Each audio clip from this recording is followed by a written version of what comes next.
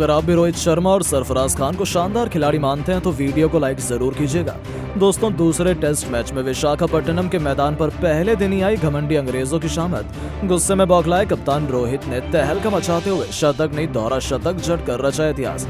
तो उनका साथ निभाते हुए डेब्यूटेंट सरफराज के साथ साथ अक्षर और गिल ने भी एक नया कीर्तिमान स्थापित कर दिया। तो आखिर कैसे रोमांचक दूसरे टेस्ट के पहले दिन ही भारतीय टीम ने बना डाले 500 से अधिक रन। आखिर किस बल्लेबाज ने ठोका इतिहास का सबसे तेज शतक, किस खिलाड़ी ने बनाए हैं कितने रन, कौन शतक बनाकर खेल रहा है, कितना हो गया टीम इंडिया का स्कोर, इन सब के साथ साथ दूसरे टेस्ट के पहले दिन की पूरी हाईलाइट भी हम आपको दिखाएंगे।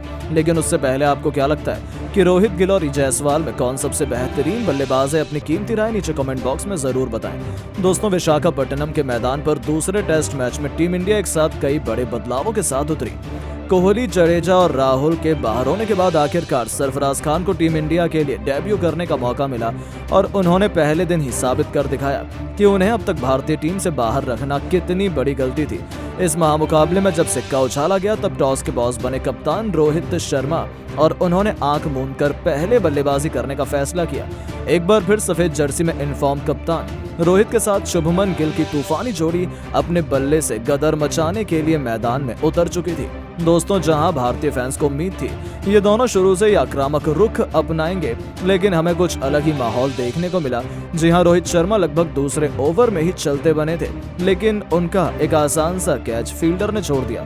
तब जाकर सभी की जान में जान आई। शुरुआती कुछ ओवरों में तो दोनों बल्लेबाजों को रन बनाने में काफी स्ट्रगल करना पड़ रहा था, लेकिन थोड़ी देर नजरें जमाने के बाद फिर इन दोनों बल्लेबाजों ने शुरू किया अपना काउंटर अटैक। रोहित ने मार्क वुड की गेंद पर कट शॉट से चौका बटोरकर अपने तेवर इंग्लैंड को दिखाने शुरू कर दिए थे। दूसरी तरफ गिल ने भी मिड विकेट के ऊपर से खतरनाक छक्के से अपनी पारी का आगाज किया था। वो अपनी फॉर्म की तलाश में लग गए थे। फिर इन दोनों खिलाड़ियों ने पीछे मुड़कर नहीं देखा। क्लासिकल टेस्ट मैच के अंदाज में दोनों खिलाड़ियों ने अपनी अपनी शुरुआत की, संभलकर बल्लेबाजी करते हुए अर्धशतकीय पार्टनरशिप बनाई। तो देखते ही देखते 18वें ओवर की आखिरी गेंद पर टॉम हार्टले के खिलाफ आगे बढ़कर रोहित ने बेहद शानदार अंदाज में छक्के से न सिर्फ 50 पूरा किया बल्कि गिल के साथ शतकीय पार्टनरशिप को भी अंजाम दिया।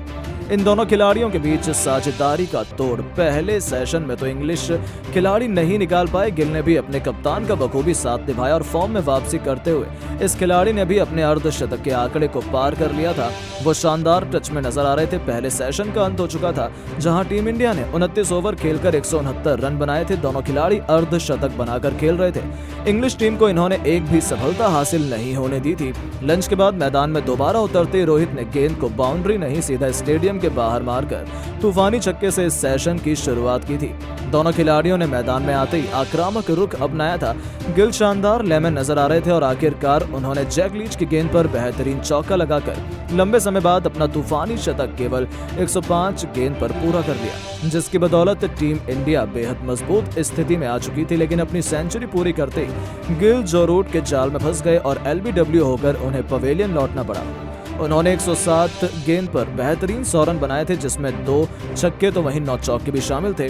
उनके रूप में टीम इंडिया को पहला झटका लगने के बाद अब मोर्चा संभालने के लिए मैदान में डेब्यूटेंट सरफराज खान कदम रख चुके थे। अब मैदान पर एक तरफा जहां खुद कप्तान रोहित थे, तो वहां दूसरी तरफ सरफराज इस मौके पर चौका नहीं सीधा छक्का मारने की फिराक में उतरे थे। इंग्लैंड को लगा था कि पहले विकेट के बाद वो भारतीय टीम पर दबाव बनाएंगे, पर इन दोनों खिलाड़ियों ने तो अगले कुछ घंटों में वो किया जिसका अंदाजा अंग्रेजों को था ही नहीं। रोहित एक तरफ अर्धशतक बनाकर खेल रहे थे, तो सरफराज ने आक्रामक अंदाज में तूफानी छक्के से अपने इंटरनेशनल करियर की शुरुआत की। तो फिर टेस्ट को T20 बनाते हुए चौके छक्कों की झड़ी लगा दी।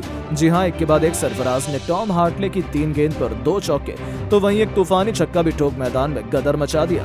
उनकी बल्लेबाजी देखकर तो जहां रोहित भी दंग थे, तो वहीं इंग्लैंड के तो पैरों तले जमीन खिसक गई थी। उन्हें अंदाजा भी नहीं था कि आखिर ये हो क्या रहा है। इन दोनों ने तो अंग्रेजों की नाक में दम कर दिया था और चाहे तक उन्होंने इंग्लैंड को कोई और सफलता हासिल नहीं होने दी।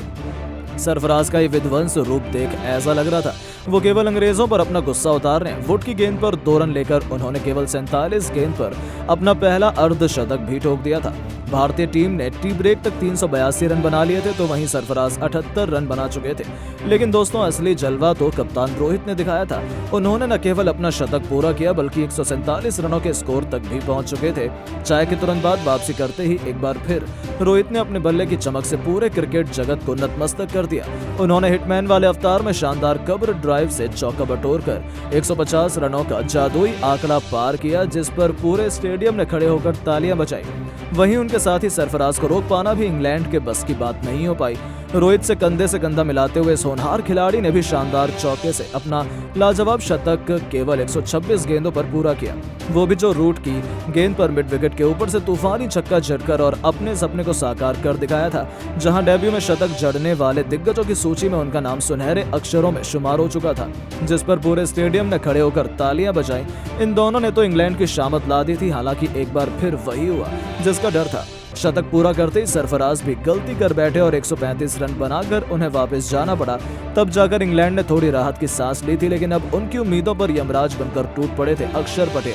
आज उन्हें नंबर 4 के पायदान पर बैटिंग का मौका मिला और उन्होंने भी आते ही गेंदबाजी पर बिल्कुल रहम नहीं किया। इंग्लैंड के कप्तान बेन स्टोक्स ने उन्हें आउट करने के लिए हर एक रणनीति आजमा ली थी, लेकिन फिर भी रोहित और अक्षर टस से मस होने का नाम नहीं ले रहे थे। देखते ही देखते अक्षर ने केवल 39 गेंद पर अर्धशतक पूरा कर हर किसी के होश उड़ा दिए थे। उनका बल्ला आज बोल नहीं बल्कि दहाड़ रहा था और कप्तान रोहित के साथ मिल उन्होंने टीम इंडिया को एक इतने बड़े टोटल तक पहुंचा दिया, जहां तक पहुंच पाना तो इंग्लैंड के लिए अभी से नामुमकिन लग रहा था।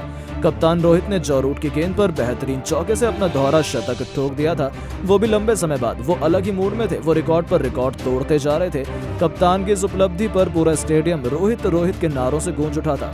उसके बाद भी रुकना क्या होता है वो तो उन्होंने सीखा ही नहीं। पूरे दिन का खेल समाप्त होने तक इन्होंने इंग्लैंड को कोई और सफलता हासिल नहीं होने दी। इन दोनों खिलाड़ियों ने इंग्लैंड के गेंदबाजों की धज्जियां उड़ाते हुए पहले दिन का खेल खत्म होने तक टीम इंडिया को 2 विकेट से नुकसान पर 545 रनों तक पहुंचा दिया था, जो हिंदुस्तान की धरती पर एक विश्व रिकॉर्ड है। जी हां दोस्तों, पहले दिन ही टीम इंडिया ने इतना बड़ा स्कोर बनाकर इंग्लैंड को मुकाबले से बाहर करने की पूरी तैयारी कर ली है, जहां कप्तान रोहित 214 रन बनाकर नाबाद रहे हैं। इस दौरान उन्होंने 8 खौफनाक छक्के तो वहीं 16 बेहतरीन चौके भी लगाए हैं। तो वहीं अक्षर ने भी इंग्लैंड को खून के आंसू रुलाए थे। 80 रनों की अपनी यादगार पारी को अक्षर ने 6 खतरनाक चौके और 2 खौफनाक छक्कों से सजाया था।